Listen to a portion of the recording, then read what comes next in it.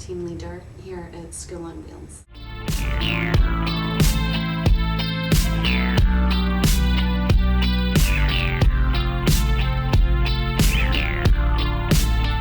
I'm giving you a night call to tell you how I feel. I want to drive you through the night. I am responsible for the hiring of our staff in the organisation. So one of the first parts of that is to write up a job description for the position we're hiring for. I then post it wherever we need to post it to receive resumes. I then receive the resumes, cover letters, which I review, and then I do the interview and the hiring process. I think it's important to my job description, especially I think to help guide our staff and where they need to be. You know, as an organisation, we obviously set goals for ourselves, and we start those at the start of the year. We then also do performance reviews twice a year, once halfway through the year and once at the end of the year. And again, that's just to help our staff stay focused and to help us stay focused as an organisation.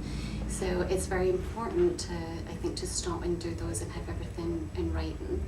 I go ahead and I assess our staff and their progress.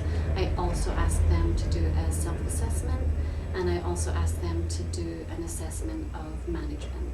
So there's a lot of discussion, a lot of paperwork that comes along with that, but it's very important to have that in writing so we can then go ahead and review it at certain times through the year. And I think I've just learned a lot as I've gone along. I think some of my strengths are I really take the time when I'm writing something. Just to go back to performance reviews, I generally start performance reviews and I'll go back to them at least 3 or 4 times. I get my initial thoughts down on paper, highlight the points that I'm going to highlight, and then go back and fill it in. It's always good to, I think, just step away from it and then go back and refocus it on another time or another. Each week I meet with my staff one-on-one, and I keep meticulous notes on their progress, and so I go back and I review that through the first 6 months of the year and put that into the performance review also. If it's something that's pretty detailed, I'll generally have a first draft, and then I'll go back, as I say, and go back and work on it and fill it in. If it's excuse me, if it's something that's going out that's really important, I'll always have another opinion. I'll run it past either our program leader or my executive director before I send out the final. I mean, you know, I reference you know, dictionaries all the time, thesaurus all the time. I go to different websites. I go to Grammar Girl. I don't know if you guys have heard of that. It's great. I get their daily updates. I mean, there's so much out there online that you can just, you know, that really helps you if you're really stuck on something, just to get other ideas. I know personally when I receive a cover letter or a resume that's just completely overwhelming and everything's like crammed together and it's very difficult to read, excuse me, it puts them further down in my priority list of calling them back. If I receive a resume or a cover letter that has typos in it, I basically won't even consider it. So I think if you're applying for a job, show me that you want the job and that you've taken the time to review and spell check and had someone else look at your cover letter and your resume. Always double checking, triple checking your work. I mean, I even do that when I write an email. As soon as I write an email, I usually don't, if it's an important email, I won't put the address and the to. I think most people address it to that person first and then write the email. I don't, in case I hit send by mistake. So I'll write the email, I'll double check my email, and then I'll address it to someone. So I think just always checking and double checking your work. And I think just keeping things plain and simple. Nobody wants to receive something that's pages long, that's everything's crammed together on the one page. You can easily pick out the bullet points that you need. Everybody's busy, everybody gets tons of emails, there's tons of stuff to review, there's, you know, everybody's overwhelmed and busy these days. So I think if you get something that's clear and precise, you're going to look at it as opposed to something that's just overwhelming. My name is Corrine Wilson, and I'm the Research and Policy Lead at the Center on Policy Initiatives in San Diego.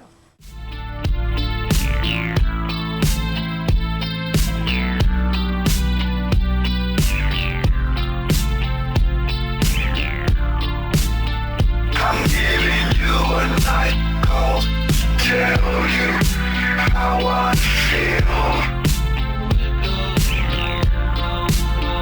I want to drive you through the night, down the... As the Research and Policy Lead, I am in charge of making sure that all of the research and policy in our organization, 1, happens, 2, is correct and accurate, and 3, pertains to the accurate messaging that we're using in our campaigns. I've always wanted to write, but as a total geek, that means that I have to write about data. One of the things that I think I'm good at, and one of my strengths, is that I can take something that's very complex and dry and, I guess, eggheady, and make it understandable, which is one of the things that we really need to do here, because we are an advocacy group that uses policy and research to empower citizens to kind of take back government. So how did I get that? A lot of practice, a lot of practice, and feedback, and my weaknesses, which I've been working on getting over, are just, how do you take something so big and complex and talk about it? One of the things that I do is I love outlines, and so I just start outlining what I want and plug it in wherever it goes, and then once I have a really in-depth outline, I just start taking the outline and moving it into sentences. I go through a couple of iterations.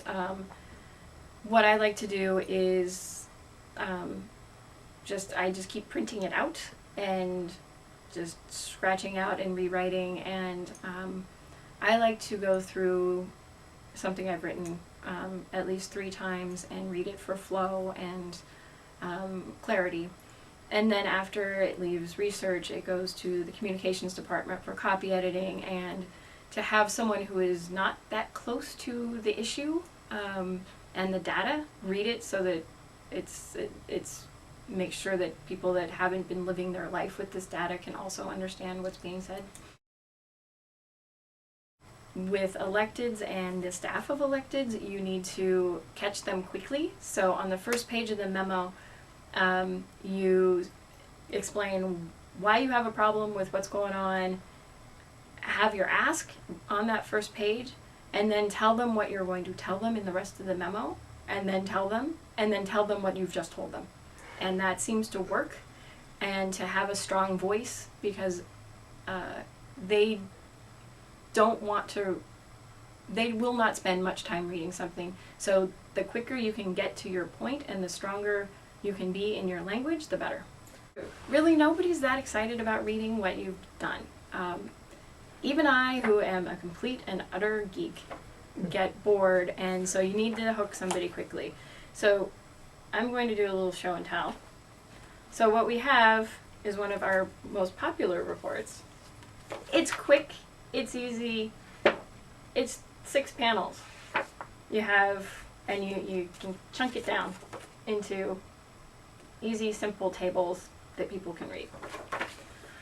The other thing that we do at CPI for our reports is on the cover, you've got all the highlights. So when you go to an elected, for example, or a community member, community leader, you can say, you know what's important, and here is your fact sheet.